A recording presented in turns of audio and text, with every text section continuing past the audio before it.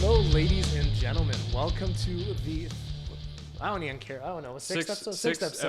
Sixth episode of the Monoxide Podcast. I mean, at this point, let's just go with it. Say hello, Sean, my usual co-host. Hello. One of these days I'm going to perfect it. But anyways, today we have our guest, Brian. How do you say your last name? DeBose. So you're kind of known as the Caddi.Daddy. One would say that, yes. So the reason I wanted to have Brian on our podcast, because we were just talking about this, is I've only talked to you at meets like a handful of times. I barely know anything about you besides the fact that you do a little bit of racing, you have a fast as hell Cadillac, and you're trying to get to Texas 2K. Yeah. Does that describe you pretty well so far? Yeah, pretty much. So I think let's just kick this off right away, because right now you have a Caddy that you're trying to prepare for Texas 2K. How's that going? Yeah, it's going honestly pretty well so far. Obviously, just waiting for parts and stuff is kind of killer. As you probably tell, I was waiting on that Terminator. I'm glad that I found a company to kind of help me out to get it over to me faster than Holly, because Holly, for whatever reason, I don't know why, I guess they just get it in big shipments. And so it was just getting pushed back further and further and further and further. Right. And I had like ordered it like 2 months in advance. So it's kind of crappy. But other than that, I mean, it's going pretty well. It's going pretty smooth. Yeah, it should be done here pretty soon, actually. Yeah, so I saw something you and Mike, he's like 651 My Garage or whatever. Yeah. He has a big YouTube channel or whatever. What did you guys do? Because you guys basically, I saw him post something like the power of TikTok or something. Oh, what was that about? I don't know. I don't know if that was anything. We honestly didn't plan anything like that. I think he was, I don't know what he was kind of hinting at there. I think he was just kind of, I don't know if he was sarcastic or if he was joking or he was just serious. I don't know. I didn't like talk to like the company and was like, hey, I got 90K on TikTok. You guys want to slide some things around and get me a Terminator? It was just so funny. I saw that post. And I was like, are you guys making, like, just clowning or whatever? But yeah. So I guess take us through your build, because Sean, as you saw, he has his Hellcat downstairs, and that's a work in progress currently for preparing it for Texas 2K as well. So take us through your build, and then we can kind of just go from there. Yeah, I mean, keep it pretty simple. It's a 2012 CTSV. It's a manual. So it's stock TR6060 in there. Hopefully it doesn't blow up, but it probably will. And then just a stock bottom end 6.2 LSA. Okay. So basically all I did was, so I had it pretty quick, honestly, with the stock supercharger before. It was making good boost, good power, everything like that. It held together. But I kind of just got bored of the supercharger life. I'm really sick of like heat issues. So like that was a huge thing on CTSVs. They're like a very heat limited car is like what I like to say. So I decided to go a different route that's a little bit more efficient with a single turbo and all that stuff. So yeah, so like I said, stock bottom end 6.2. It has ported heads by Frankenstein, custom grind cam, E85. And then it's an 88 103 single turbo. That was a big turbo, by the way. Yeah. Funny enough, so I actually called up, because it's a VS Racing turbo. I actually called up VS Racing, they're one of my sponsors too. And I asked them, I was like, oh yeah, what do you guys think about, like this size turbo? And they're like, no, that's way too small. You can't do that. It's going to get choked out. So then they actually ended up telling me about the 88. So we ended up going with that. But other than that, the rest of the stuff is just kind of like stuff that I just kind of throw together myself and whatever else I can kind of scrounge up. But yeah. Is this a two-door Caddy or is it the four-door? No, it's a coupe. It's a coupe with a manual? Yep. Wow, that's pretty rare. Yeah. And what color is it? It's black. It's black. Okay, that's probably the most common. Yeah, well, it's the lesser common blacks. They have like the black that looks like a bass boat where it's like all sparkly. Okay, like, yeah. It's got all the metal flake in it. Yeah, this one is completely just flat. Oh, okay. So yeah, so it's just straight black. So it's a little bit more unique in that sense because you see a lot of like the more glittery ones out there, but this one's just like, yeah, just straight black. Okay, cool. And so you're going to be racing in Texas 2K? No, so unfortunately not. So right as soon as I was like, all right, you know what? We're going to Texas 2K. I went to go sign up. All the heavyweight spots were, well, that's the class I would fit in, would be heavyweight. I don't want to race in like street class or whatever, I'd Right. probably just get my shit handed to me. But the heavyweight class, where a lot of the other CTSVs are in, it's already full. So I'm kind of just going for more for content, networking, Mexico stuff at night, you know, kind of see the scene of how everything is down there. And yeah, that's pretty much it. Yeah, so that's actually what I wanted to do too. I mean, I didn't sign up because I don't know where Hellcat Durango fits in Texas 2K. Probably the heavyweight. Heavyweights? Yeah. Okay, so what class would, like, what's the description of that class? So it's all like big buddy cars. So CTSVs, Camaros, Hellcats, yeah.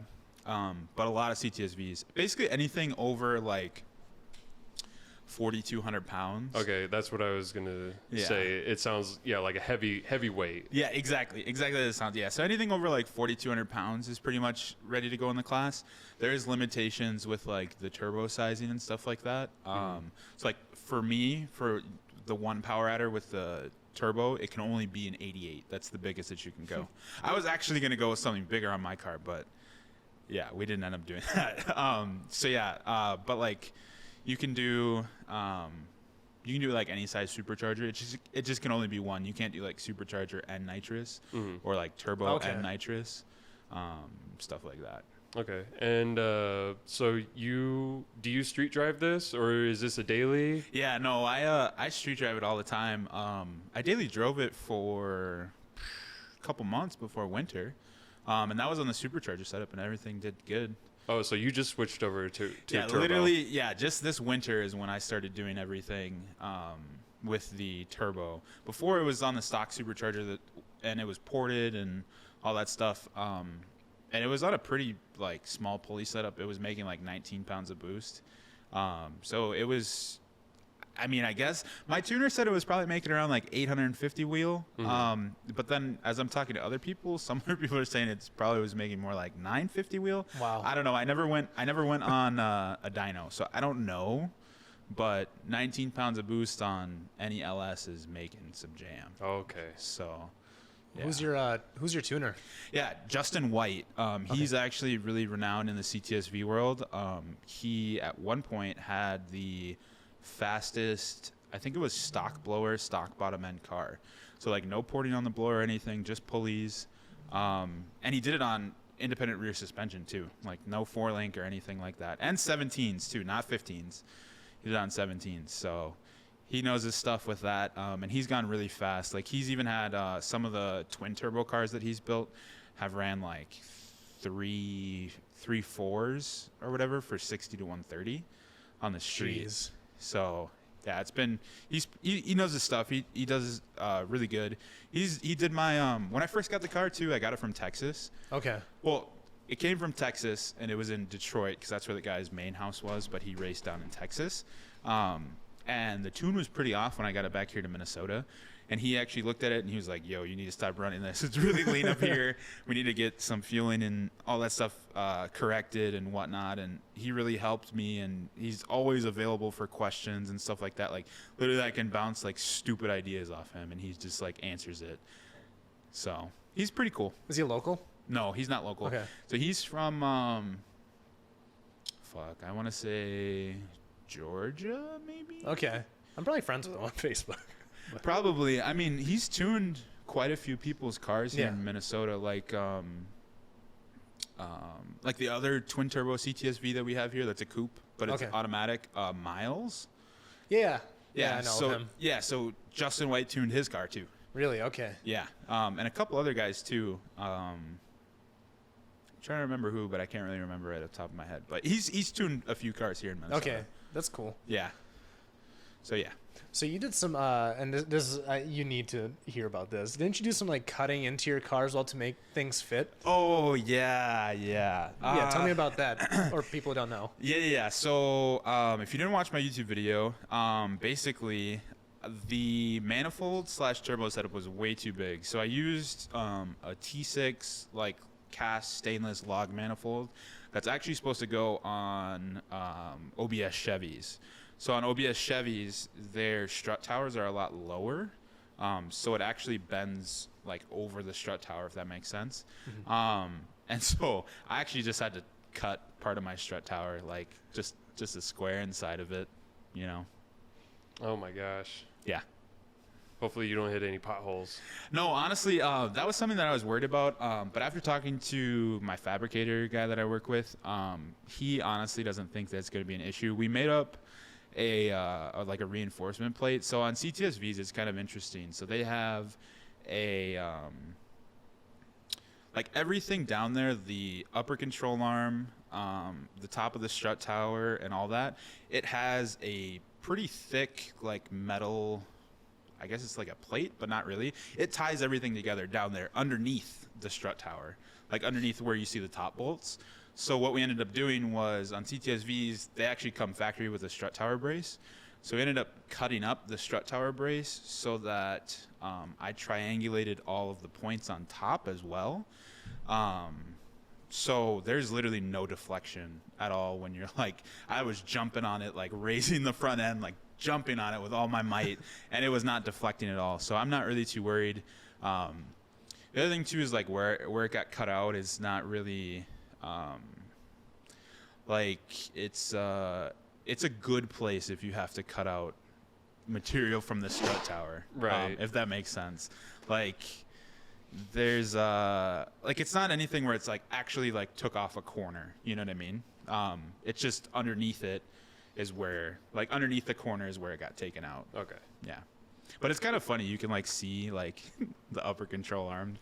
Yeah. Well, when the turbo's in there, you can't see it at all. It's literally like, that's how close I cut it. And that's how big the turbo is. Like you can't even see the hole at all when it's in there. But if you look through the wheel well, you can just like see light like from the hood. It's kind of funny. So have you cut any other holes in the car?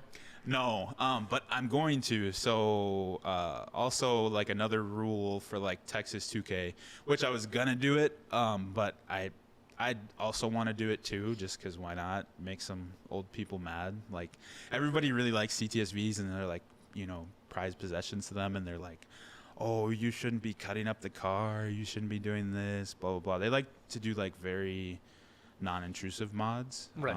I've noticed, and everybody else that does intrusive mods, they get really mad about.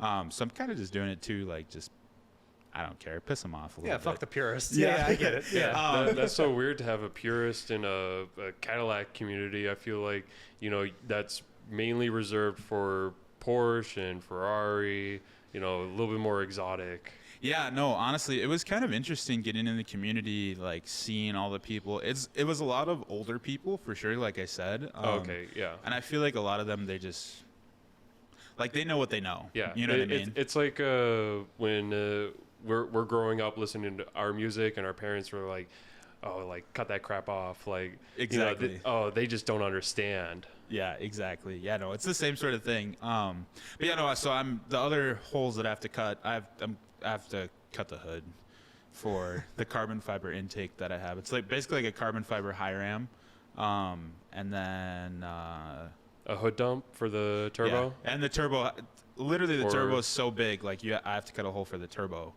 itself, and then Nice. the hood dump too.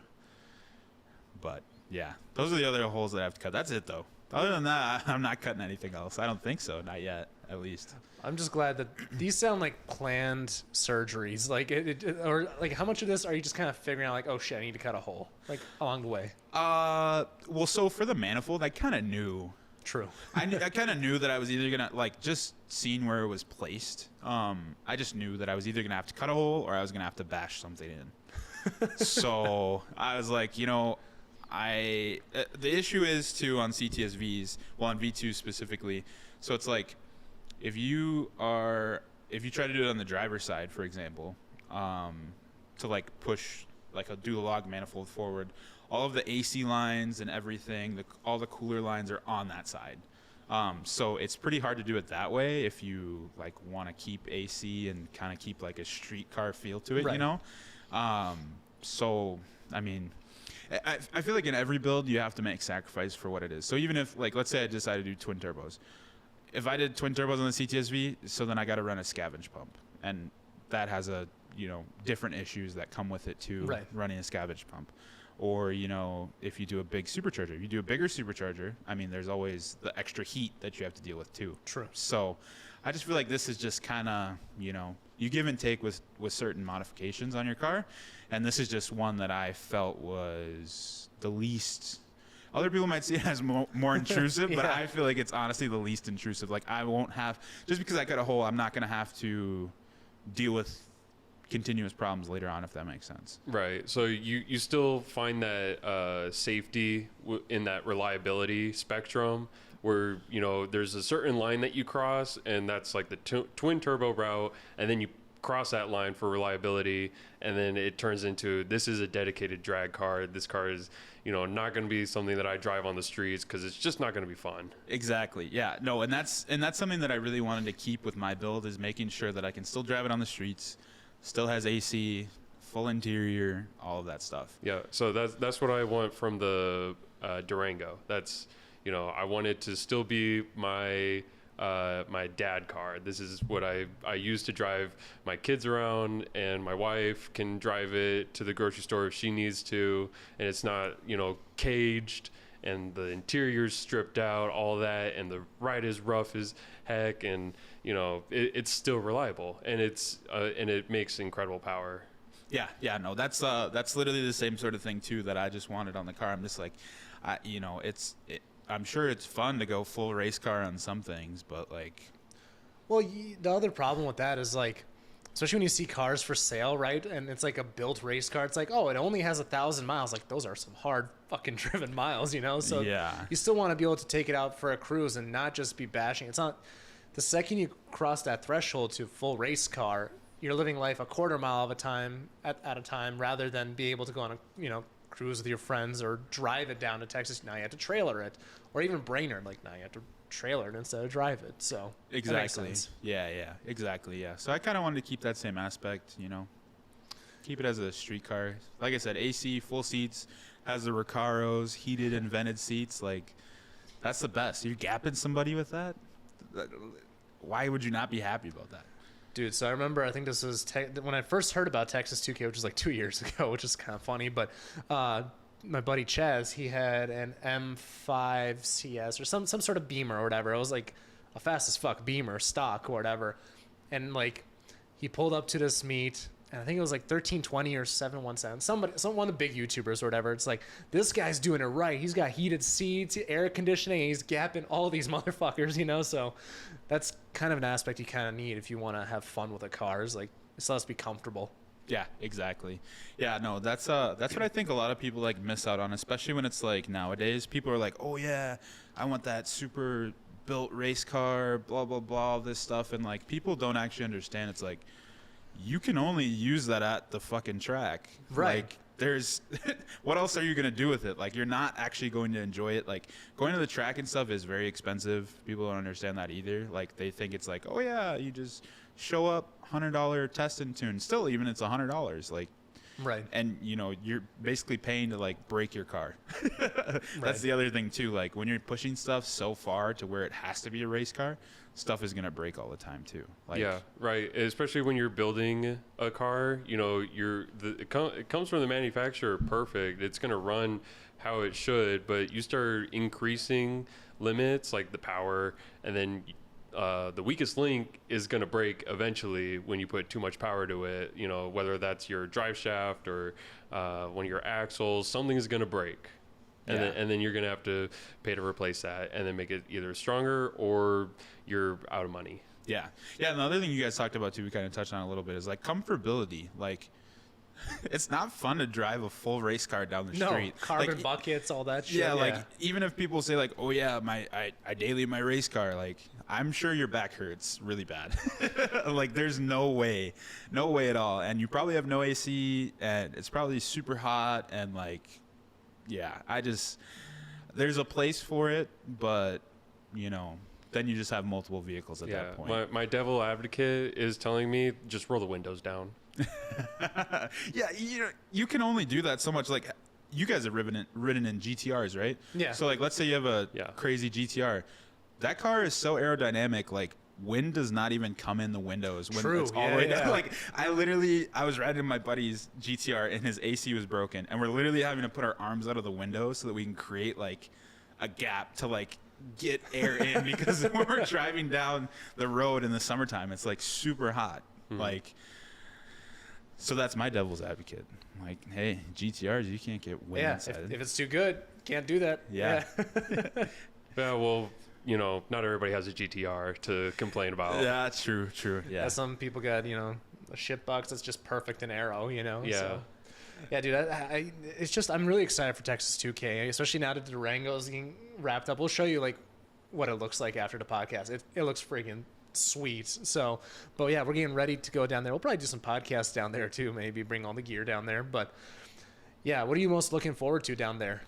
I'm honestly just looking forward to like, basically whenever I go out to like some sort of event like this, I just always look forward to networking and meeting new people and you know, kind of just taking in the entire experience with it. There's a lot of people that I've met through like TikTok and Facebook and stuff like that I really want to meet and hang out with.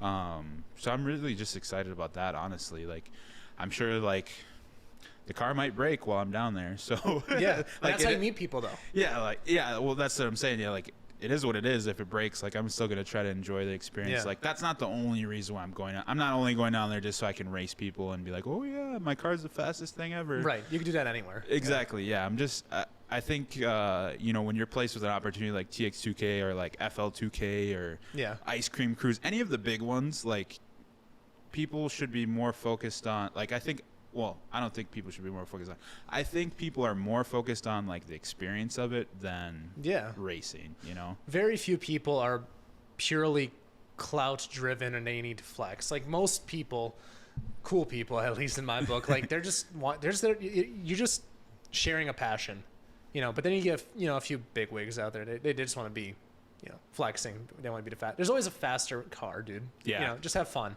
Yeah, exactly. Yeah.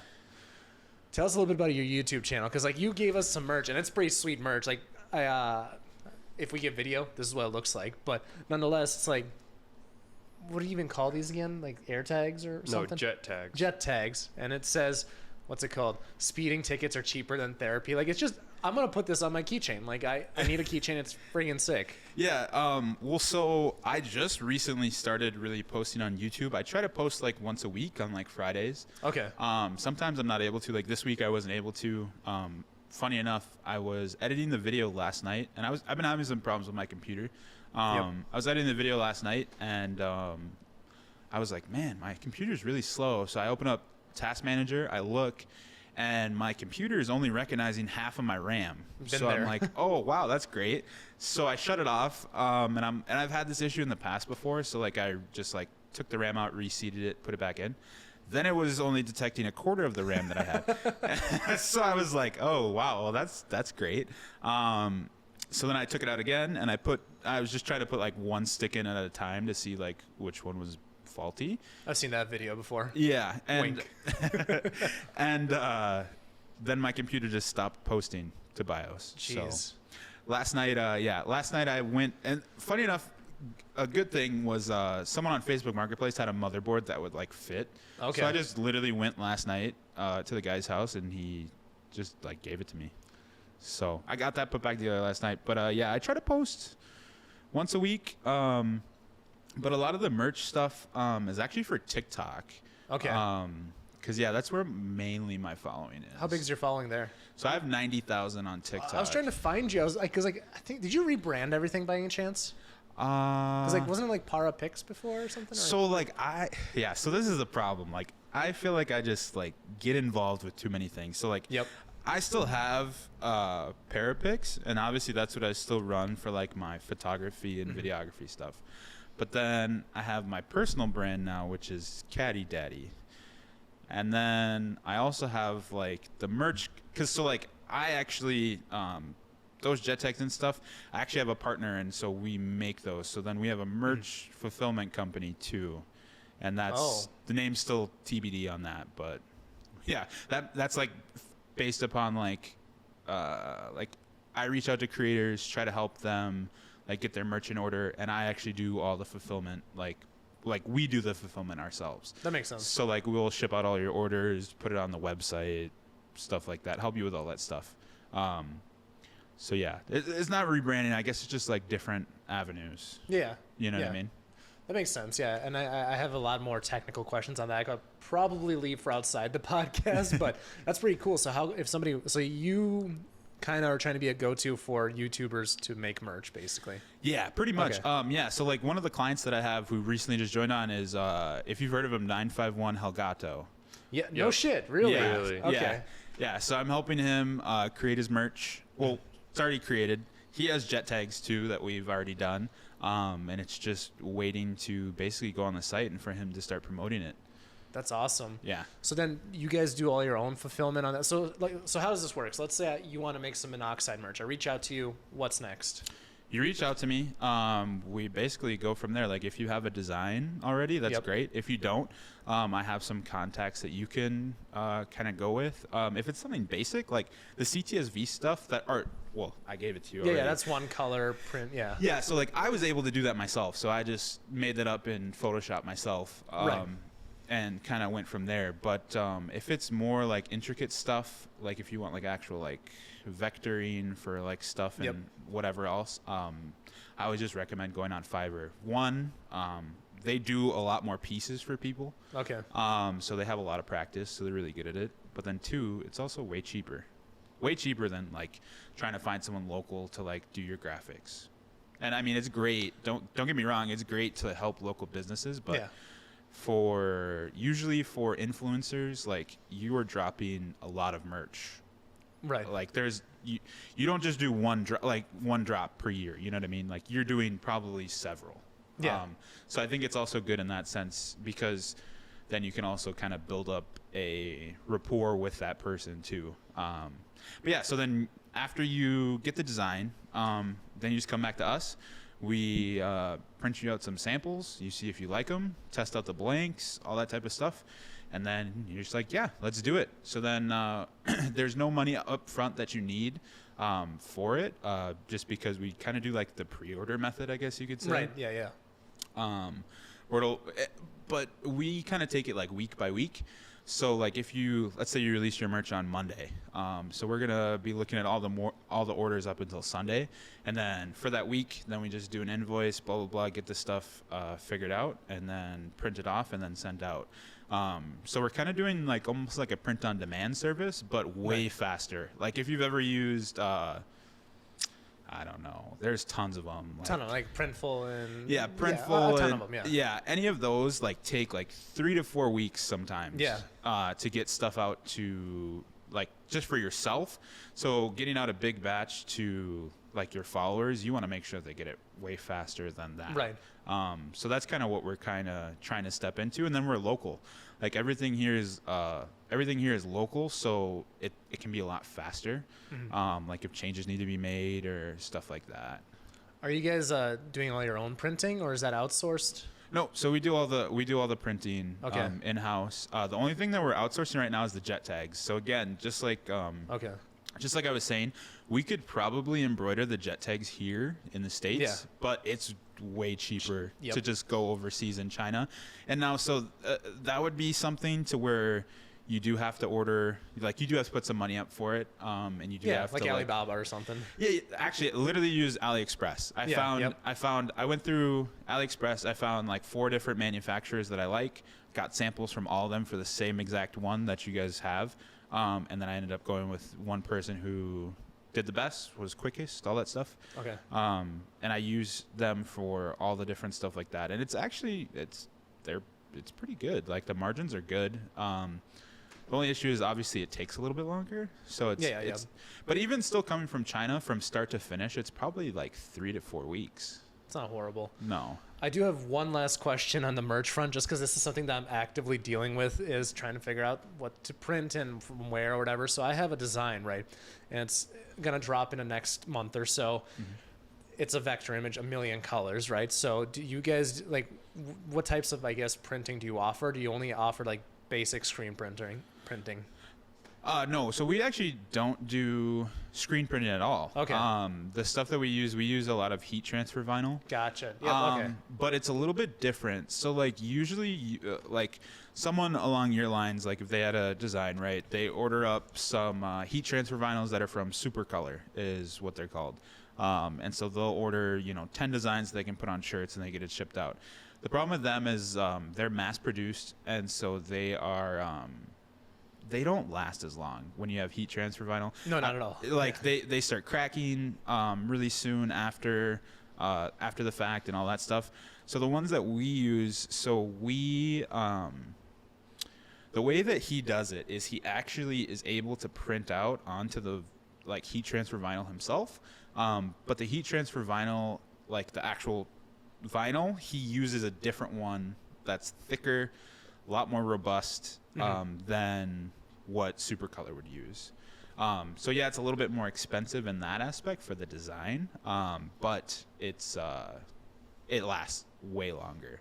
Like I even had some of the stuff like when I did the drop for Parapix, the whole back was literally like a mural portrait of like me taking a picture of a car, and it still hasn't cracked to this day on the backside. Like literally has lasted through hundreds of washes. Like it's kind of crazy, honestly.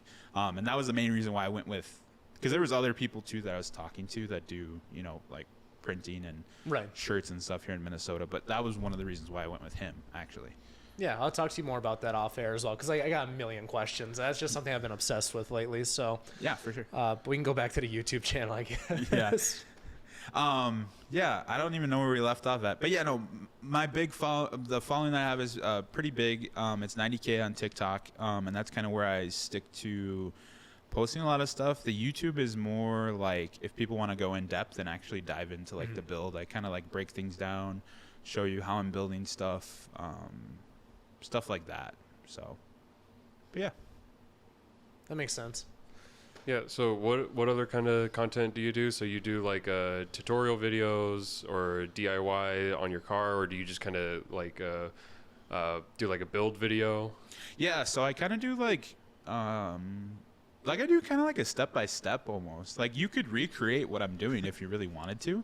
I don't go into crazy detail. Like I'm not telling you like measurements. I'm not like, oh yeah, hey, so on the CTSV, to build the crossover pipe for the header, you have to cut 6 inches here, 5 inches. I don't do anything like that. But you can see me like doing the process. Like, hey, I got to cut here. This is the angle that I'm doing. Weld it. Blah, blah, blah. Go from there kind of thing. Yeah. So, but yeah, so I kind of do that. And then kind of like more like lifestyle vlogs too, I guess. Like the car scene stuff like included in that as well. Funny enough, like I actually, when I went to SEMA this year, I recorded the entire time that I was at SEMA, and I was gonna do vlogs, but yeah, the footage that just goes to the lost archives, I guess you could say. I got too busy, and so I wasn't able to release it. And I just think like if I edited it now and released it, it'd be irrelevant. Yeah, it's irrelevant content. Everybody's already seen it 30 times over, and it's 6 months later. So why do we care? But yeah, so that's kind of like the content that I create on there. Yeah, I'm not really super involved on Instagram anymore either. I used to be, but ever since they kind of switched over to Reels, it's not been my thing. I've kind of more focused on TikTok. Yeah. It's weird. So I'm actually so I've been pushing Monoxide pretty hard, because ever since I shuttered Whiplash, just kind of been focusing on that front. So I cracked Reels finally. I don't know if you saw, but I had one video. It's at 3.6 million views right now. Oh, nice. And that one alone, so my following was about 6,000 followers, and it jumped to it's about 13K right now. So I had another video that got 1 million, like literally a week after. That was just me, talking about the E-Ray. And a handful of other ones that are, 500K, 200K, whatever. So I kind of cracked Instagram in that regard, but my pictures don't get any at all, like any love at all. Like it's just like I posted Kratos the other day, and it got like 40 likes. Last year when I posted the same picture, it was like a few hundred, and it's like it just keeps going down, and it's just it sucks. But TikTok is also fell off for me, whereas for you it's probably doing really well. Yeah, so it's kind of weird. I feel like depending on the creator who's like there, like sometimes like you'll have really good success on Instagram, and you'll be really bad on TikTok, or it'll be vice versa, Or it you- switches sometimes. or you'll be really good at YouTube Shorts, and TikTok's not doing well. Like it's kind of interesting to see like how each platform has a different algorithm and like how it reacts to each of your videos. So yeah, I don't know. I mean, I've had some decent success on Instagram, like just reposting my TikToks, like some of my most liked ones or most successful ones over there. And I've had some success, nothing crazy, but I also am not consistent. Like I wish, honestly, I think the main issue for me is like I would post more frequently on each of them. I just been lazy and I need to set up like a scheduler. Like if I could just schedule my content for it to be like, hey, okay, we're going to post this video on all 3 today at this time. That's it. Instead of like me having to go to each different one, setting stuff up, doing hashtags, whatever else. Like It's hard though, dude, because yeah, especially when you're the reposting route works the best as well. And I noticed it on TikTok. I would repost a video 2 or 3 times over the course of maybe like a month, like let it simmer for 2 or 3 weeks and then repost it, just let it get deeper into feed so it doesn't look like you're reposting it. So that worked on TikTok. And I got millions of views on TikTok too. Like mine's at 22K followers. So it's like I grew it, but it's a weird one that comes in cycles, whereas Reels and Shorts so far seems to be a little more consistent. Yeah, funny enough that you mentioned cycles. So literally, like this past Q4, Yep. has been horrible for Same. like all the creators that I've talked to, that I've seen online, that have been in Reddit pages, all that stuff. Q4, for whatever reason, on anything that's short form was really bad. Like TikTok my stuff was not catching either. Like Just ignore it. yeah, there was many times when my stuff was not catching on TikTok during Q4, and I literally was asking myself, I'm like, I haven't changed my content strategy, I haven't done anything different, like why is this stuff not hitting? And yeah, I think it's the same thing. Like it's just a cycle, and I think that's more apparent on TikTok, just because that's the way that they work with advertisers, if that makes sense. So like I think they have a different scheme with it. Like there was a couple hypothesis that I had about it. Controversy theories. Yeah, conspiracy theories. Yeah. Whatever, however you want to put it. There was a few different theories that I had. One of them, which I think was actually true, was like their main goal, right? Like TikTok's main goal is to get you on the app as long as possible. So they know that us big creators on there, people with more than 10K, people with more than like, yeah, I'd say like 10K. But anybody more than 10K, they know that they're on the app all the time. I'm on the app all the time. I'm sure you're on social media platforms all the time. Oh, you want to see my TikTok? I think it averages like 4 hours a day. That's what I'm saying. It's bad. That's what I'm saying too. Like mine too. And you have to do that because you're trying to stay relevant on, trends and topics and, absorbing data and different content ideas and all that different type of stuff. So you have to spend a lot of time on there. So they know that, right? So they know big creators are spending a lot of time on there. So they're trying to, I think in Q4 specifically, they were trying to open their market further, especially because they can, they get more pay from advertisers, right? So Q4, everybody always spends a crap ton of money on advertising. You can ask any of the YouTubers that are like big in YouTube, like Q4 for them is always amazing because everybody else is basically dumping their budgets. Like they're like, oh, we have, 30 grand left over this month. Let's spend it all on advertising. Not only because one, obviously during the time, that's when everybody's buying because Christmas and New Year's and whatever else. But then also because it's the end of the year. So they have to get rid of the budget somehow. Right. So they figure might as well put it towards growth. That makes sense. But anyways, like I was saying, so I think TikTok, instead of pushing big creators because they're already on the app anyways, they're trying to reach out to smaller creators. So they're creating little dopamine hits for them. You know what I mean? Yeah, boosts. Yeah. So they're like, okay, you know what? This guy with 5K followers, he, makes decent content. None of it's really catching all that much. Let's heat up some of his videos, and let's have him get more addicted to the app and stay longer on it and all that stuff. So I personally, just because, going on my For You page and looking at stuff, during that time period, now it's back to more normal, I would say. But during that time period, I was literally on my For You page and I'm getting videos from people with 500 followers, 600 followers, 5K followers, stuff like that. I did not see one video from any big creators that I wasn't like in tune with already. You know, like there was no way that you were reaching newer audiences during that time. Yeah. You know what I mean? Like so that is my conspiracy theory. I don't know if it's true. I don't know if it's wrong, whatever. That's just kind of what I think. I think it's true though. I think for a lot of us that are in that like 5 to 20K whatever range, or you know, like micro influencers, anything that's 100K or smaller is a micro influencer. I think we can kind of see that too. But yeah, it's really weird. Just trying to figure that out. Yeah, and I mean, TikTok is, I don't know. Their algorithm is probably the smartest algorithm out there because it knows so much about you. But that's also can be an issue when it's when you're like trying to make a living on there. Like I've almost noticed, like just because I have 90K followers doesn't mean I get 90K views on every single one of my videos, or anywhere near close to that. Not on every even single close. one. Like it's only thousands, and you know, some pop off. I feel like that's the only thing, is that like it gives you more of an opportunity to pop off if you do have a good video, because then they're like, okay, this person is legit, they've created other content, they're contributing, this video seems like it's sticking pretty well, we'll push it, you know. So yeah, I don't know. Yeah, that's something I've kind of noticed too, is like quality almost always wins. And I actually know on TikTok, so I actually experimented with this for a while. I was like, all right, let's try to quantity game. Let's try to put 2 or 3 out. And first of all, that's fucking exhausting. I can't, there's people that do 5 to 6 a day.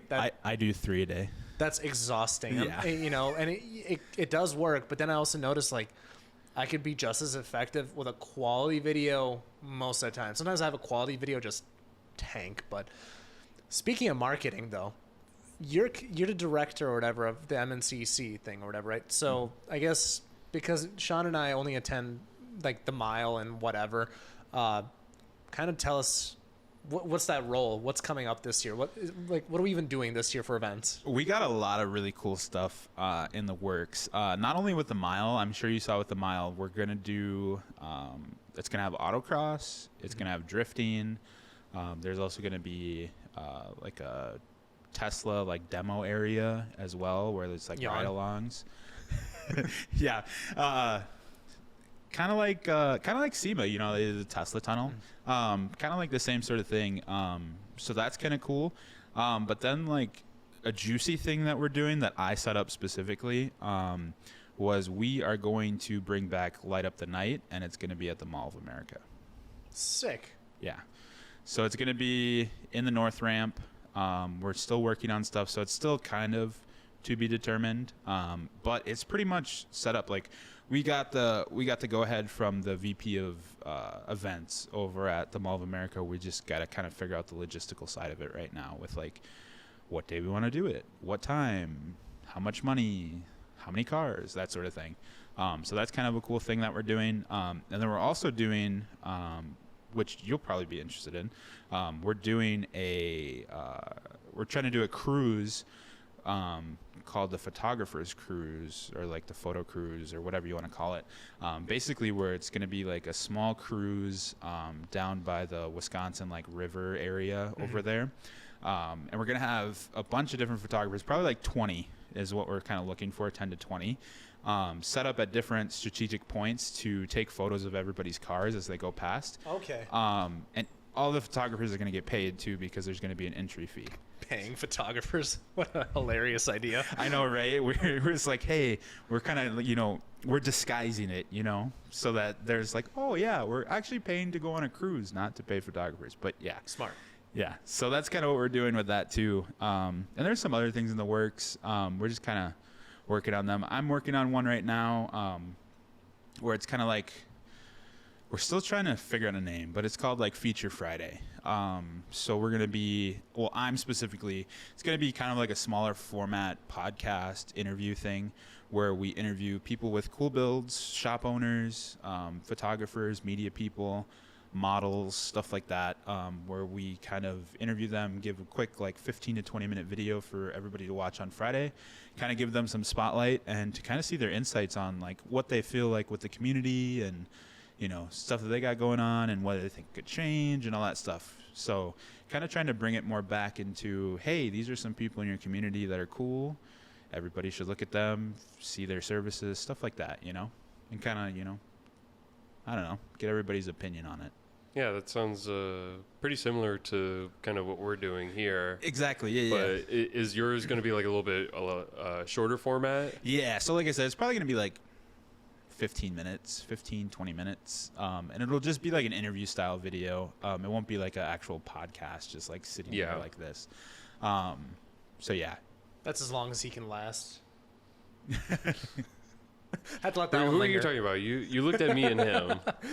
Yeah, that's up in the air. You guys can fight over that one. That's pretty cool. Yeah, and that one thing me and Sean were talking about just before this is, you know, trying to dial in, you know, how long we want this. And one way that we, or at least that I thought, you know, we kind of like 1 hour's like kind of like our sweet spot, about as long as that stutter I had there. But 1 hour is kind of like the sweet spot for us. And what we're kind of seeing it is beyond the meet, right? Because if you go to a car meet, like you and I especially, because, you know, we are photographers and, you know, content creators, you talk to one person, it's on to the next, like a 5-minute thing. You know, it's really tough, you know, for us, especially like, well, last year I had some guy walk up to me. I had no idea who the hell he was, and he's talking to me like he's known me forever. Dude, that happens to me every single time. I swear.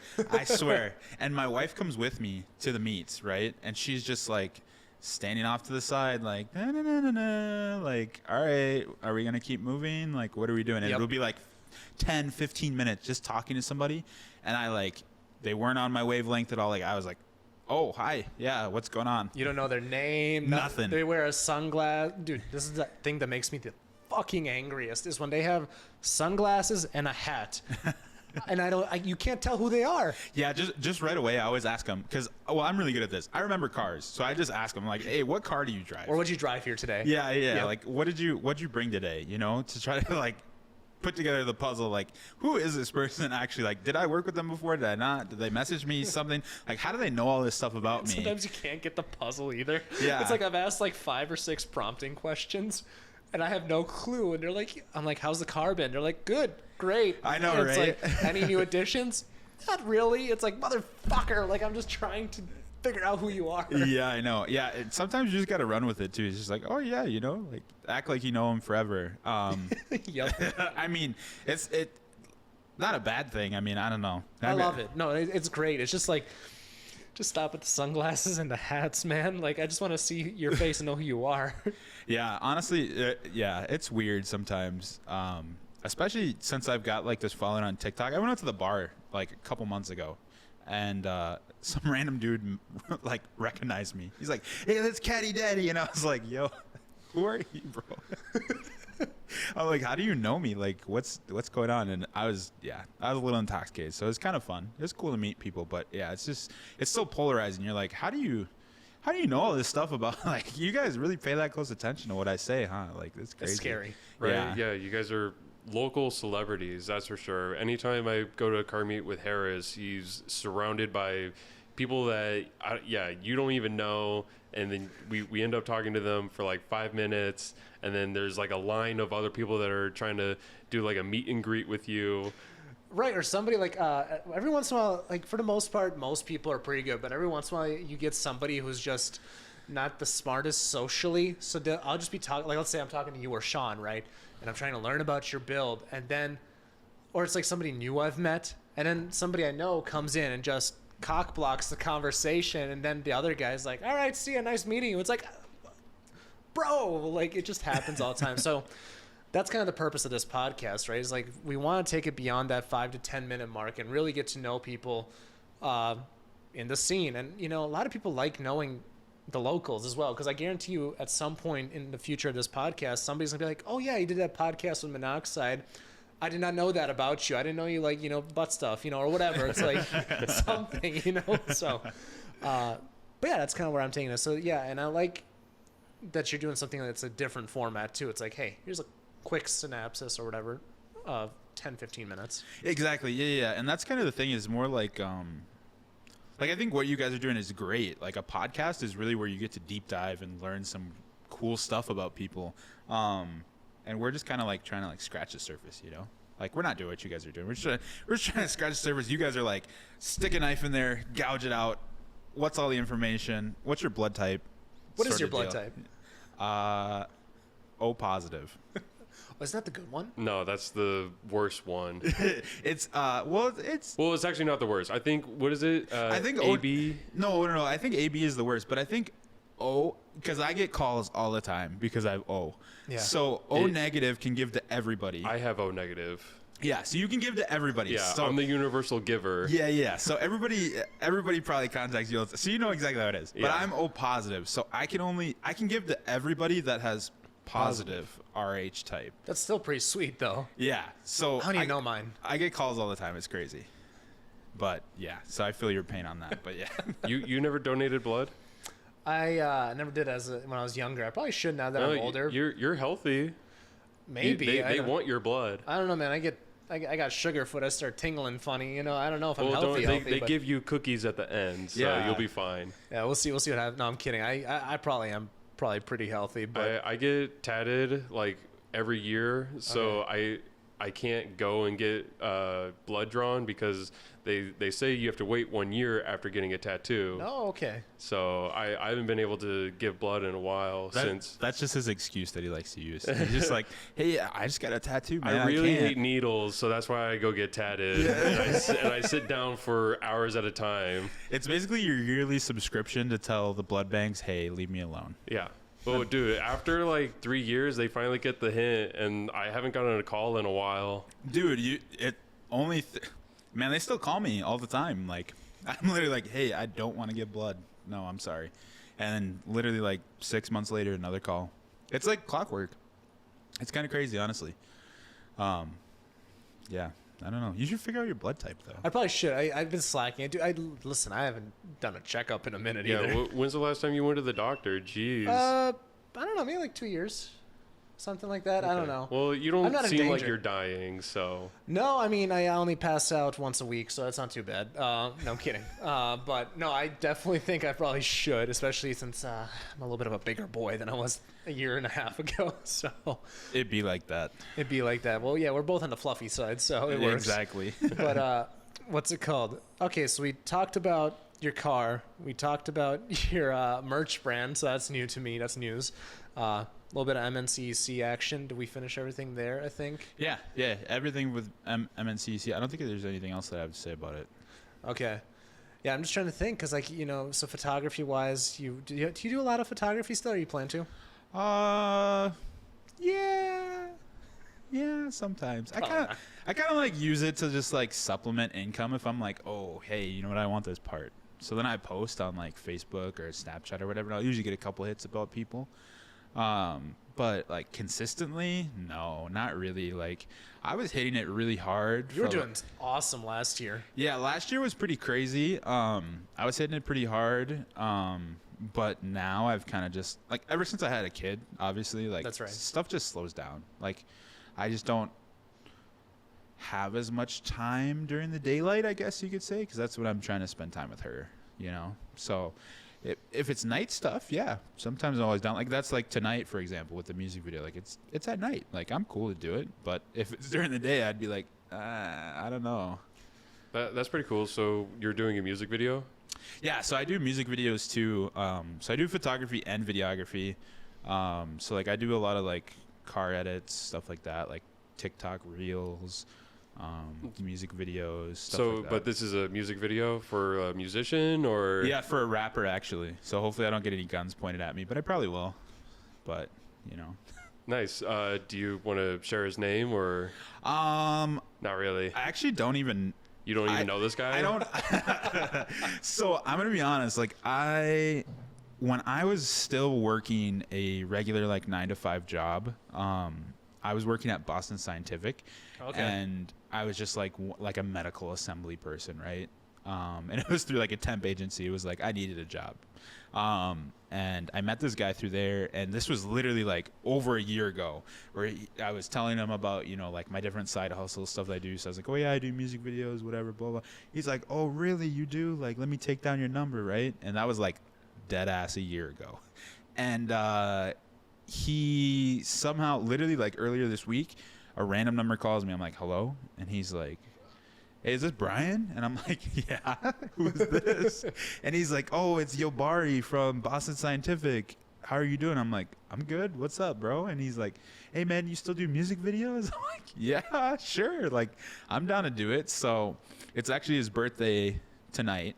And we're going to the bar to record the music video. And he wants me to come to the after party. So I'm like, oh, geez. This is going to get wild, dude. Yeah, it'll probably get wild. I don't know. Is this music that you would listen to? Yeah, so I listen to pretty much everything besides country. Like, Okay. Yeah, so I'm pretty down for it. All right. Cool. Hopefully he's not bad. I mean, sometimes people like, hey, I applaud everybody that tries to better themselves and do something different than the status quo. Yeah. But not everybody belongs in music, just like not everybody belongs as a photographer or or a YouTuber or a content creator. Like sometimes, you know, they just it's just not their thing. So hopefully this is his thing, because I would like to listen to some good music. It's pretty bad when you have to sit there and do a music video for stuff that you don't like, and you're like, this is trash. Usually if you're going to pay for a music video, you're pretty confident in your ability. You've taken a few steps to get to that point. You would think so, but there's some people that are just like gung-ho. They're like, you know what? I'm going to release my first album. I need a music video for my banger song. And they come out and it is not a banger. Like, they're like, I need a music video, blah, blah, blah. I'm like, okay, cool. Like, I'm down to do it. You know what I mean? Like, that's what I like to do is my job. But yeah, they come out and I'm just like, hey, man, I don't know. And I don't want to be mean, but like, I'm just being honest. Like, I'm just like, I don't know about this, man. Like, I'll do it, but the song's kind of trash. Like, I wouldn't play it myself. Like, I don't know where anybody else would, so, I mean, cool. But. So hopefully it's good. Yeah. TLDR, hopefully it's good. But if it's not, oh well. I'll just mutter through it. Mm-hmm. It's kind of what we do with this podcast. We're just like, well, actually, this is supposed to be for the Whiplash podcast, and then, you know, I shuttered Whiplash, but I basically invested in all this gear because my audio was trash. I mean, some people were fine with it. I wasn't. So I spent like $1,000 in a bunch of gear or whatever, and it's like, then I never did it. And then it sat for 6 months. And then I was like, all right, cool. I'm full sending it on monoxide. This is what I care about the most. I mean, it's my oldest brand, 5-year anniversary. And that's kind of what I do. It's like, I just full send it. If it's going to suck, whatever. I could just sell all this on Facebook Marketplace. See, and I think that's what people do with like the music career too, which I say kudos to them. Cause you know what? The hardest step is like the first. Starting. So like doing it, everybody always plans out all these things in advance. Like, oh yeah, I'm going to do this, and this with my brand, but they never start and they just keep planning all the time. It's like, they just keep going in a circle. So, I mean, like I said, kudos to them. Like, they just hop on it. They're like, yeah, we're going to do a music video. I want to get my feet wet. Even if my song sucks, like, we're just going to do it, So kudos to them. And I mean, they're just learning too.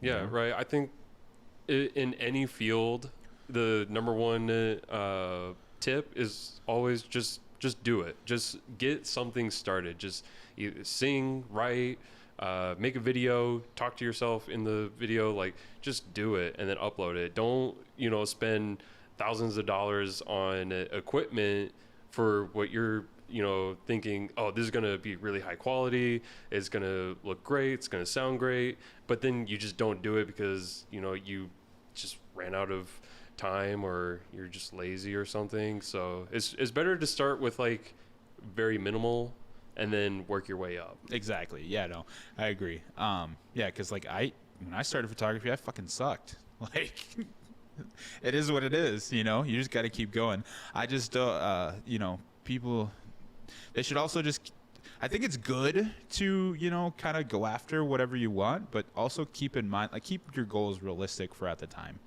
Like, if I just started photography and I'm like, oh yeah, you know what, this guy with this Ferrari, he's gonna pay me $3,000 to shoot his car, and I just started, like, that's not gonna happen. So just like keep the goals realistic too as well. I think that's where it's more where it's at, because it's like, hey, you should probably make sure your songs are good before you do a music video. Not only so you don't waste your money, but then also like that money, well, yeah, so you don't waste your money, because that money could be like invested into yourself or whatever else, and what you actually need. Yeah. You don't always have to get caught up doing the same stuff that everybody else does. I think that's spot on. I noticed that a lot in photography. Everybody tries to act like they're bigger than they really are, and it's like, dude, you gotta you got to do the hard work first. Like I remember, so you know Nathan Morrison, right? Yeah.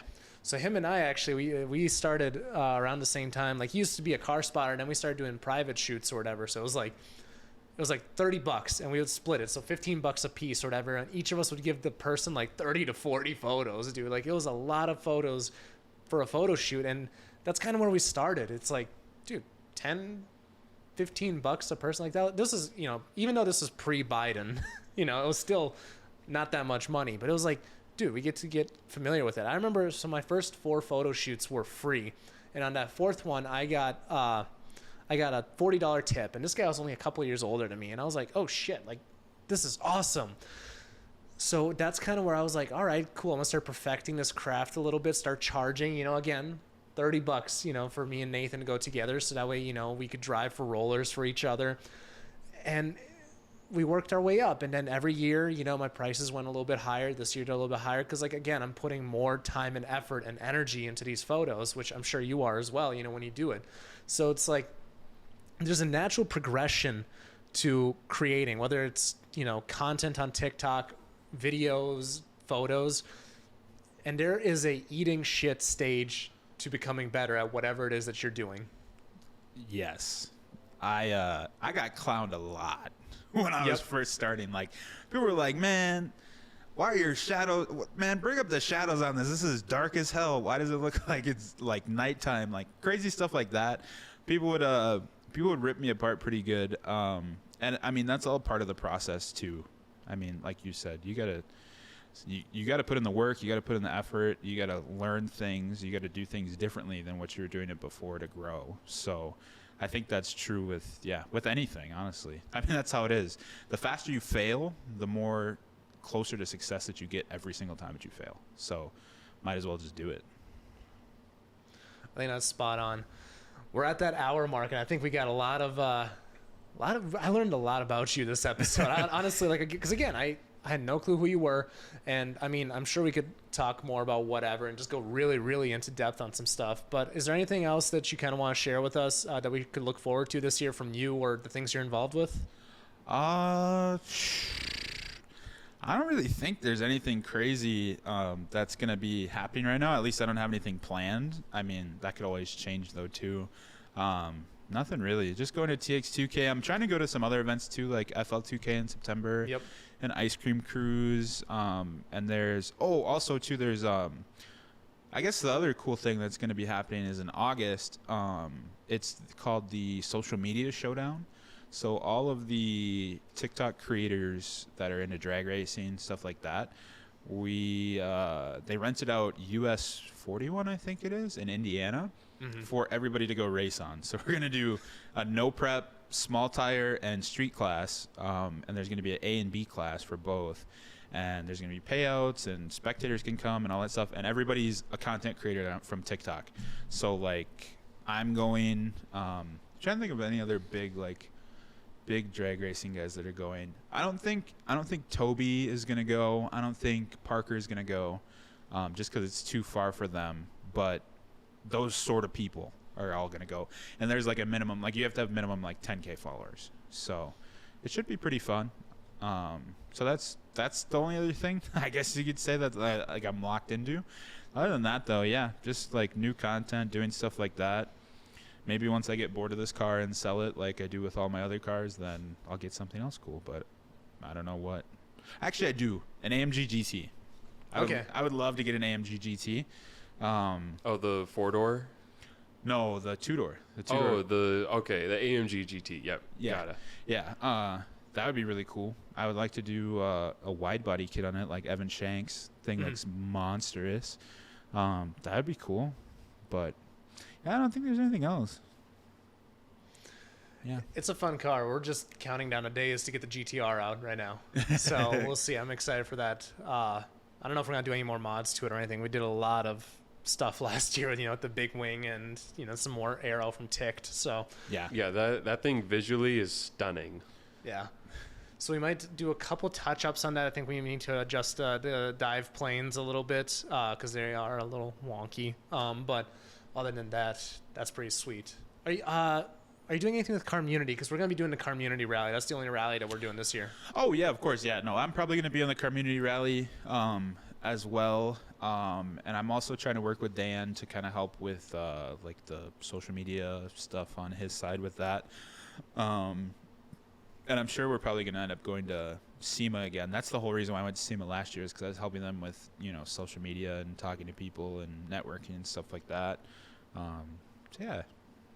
Yeah, other than that, I don't. I'm trying to think if there's anything else juicy to talk about. Well, we don't have to force anything either, Yeah.